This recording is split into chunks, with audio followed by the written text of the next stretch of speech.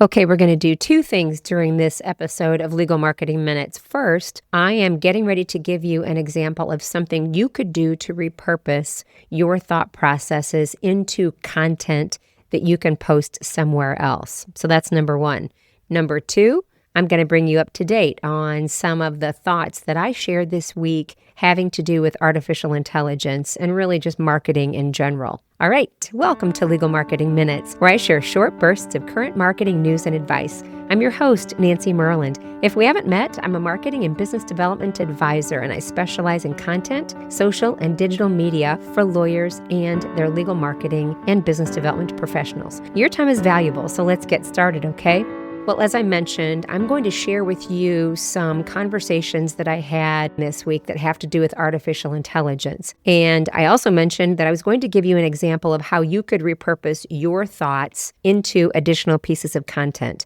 The following happened in the comments sections of LinkedIn. It could have been on someone else's post. It could have been on my post. It could have been any of a number of things. But you can take the thoughts, maybe it's even comments that you've made to other people in person, over the phone, during a webinar, whatever it might be, and you can actually then take those comments and repurpose those into other forms of content. I am doing it right now via podcast, but you don't have to. This will also turn itself into LinkedIn content as well. So don't shut down if you think, I don't have a podcast, this doesn't apply to me. That's not the case. If you have additional questions about how to do any of this, you know I'm always here to help you. Well, over the past week, I've been a part of some incredible conversations about artificial intelligence. One of the very first things that I want you to know about is that even if law firms aren't allowing their people to use the large language models, or you might see that acronym as LLMs, that means ChatGPT and Claude and Perplexity and Copilot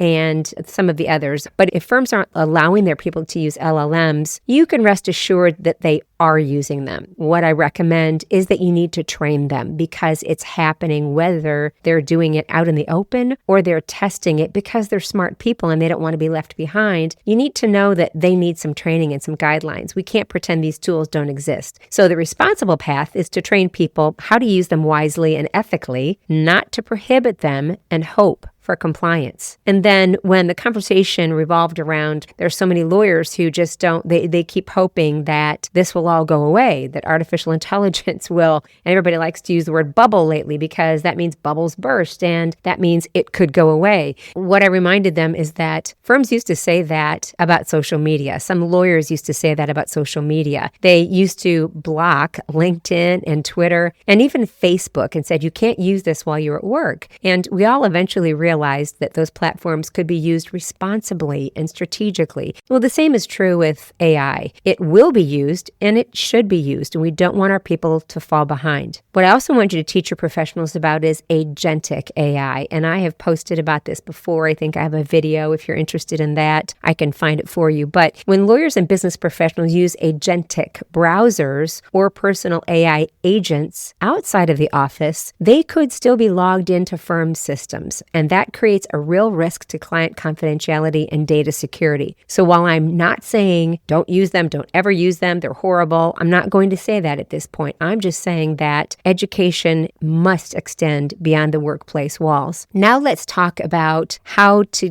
get into artificial intelligence in your firms with sort of the fear of failure and the barriers down. And I want you to do that by demonstrating AI with something safe and something that's not client related. If you're a legal marketing and business development professional, then I want you to approach one of your lawyers who's game about explaining a recent development in their practice area. If you're a lawyer listening to this, I want you to explain a recent development in your practice area. So both approaches, depending on who's listening. Then I want you to paste those words into ChatGPT or another large language model and ask it to format that information into a LinkedIn post or blog. And if you're not quite sure how to prompt or give instructions to ChatGPT, the LLM, then I have a prompting worksheet, a prompt format I can share with you. But if you have that, or even if you don't, and you just want to start testing something right now, still ask me for that worksheet because I think it'll be valuable for you. But just start talking to it. Tell it what you want. Give it some context. This is the kind of content that I like. These are the kind of posts I like to write. This is my tone. This is what I want you to be careful of, etc. But I think you need to ask me for that prompt framework. It'll make it a lot easier for you. And when you can see that it uses your own words and your own structure, not invented content, then you begin to understand that AI can be a very helpful partner, not a threat. You don't have to use it to create brand new content every time, something that is artificial intelligence. It's just helping you format your intelligence into a publishable manner. There was also discussion about hourly billing, and people have said that hourly billing is going to go away and it's being threatened, and it's never happened. So let's not pay attention to that, or let's not go down that path. And my comment was, assuming that billing and legacy processes won't be disrupted is very risky. If you think this change will never reach your firm because similar warnings in the past have fizzled out, go talk to your clients. That's my recommendation. What I'd like you to do to either confirm or deny your suspicions is to go talk to your clients. Ask them how their companies or their organizations are using AI. Once you understand their level of adoption, you will see that they are probably going to have similar expectations for you that are probably the same or even higher. You are their lawyers. You're expected to know a little bit more than they do in some of these areas. So hoping that the old model survives is definitely not a business plan. One of the first things that I recommend you do, people say, where should I start? What should I do? And who should take charge of this? And my recommendation has always been to form an AI council. You can call it something else if you'd like, but for all intents and purposes, let's just call it an AI council. And what I'd like you to do is to bring together representatives from IT, marketing, business development, HR, professional development,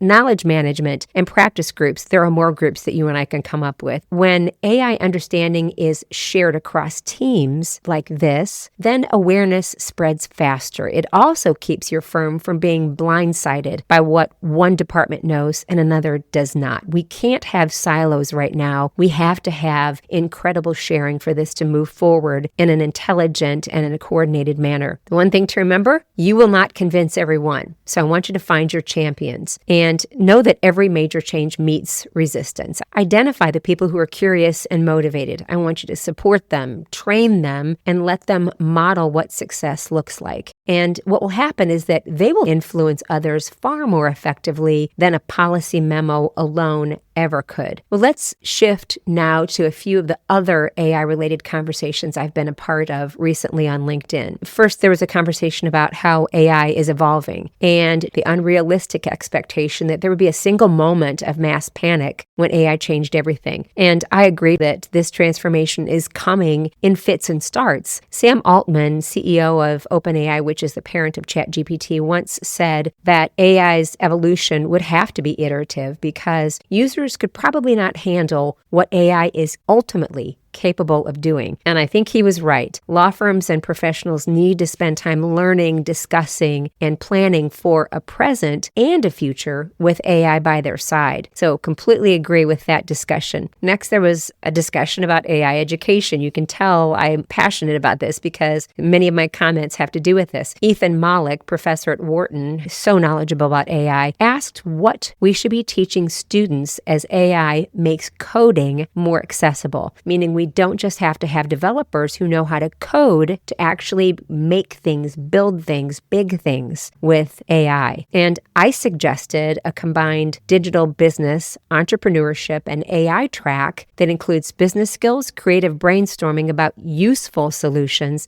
and guidance on how to build and market them.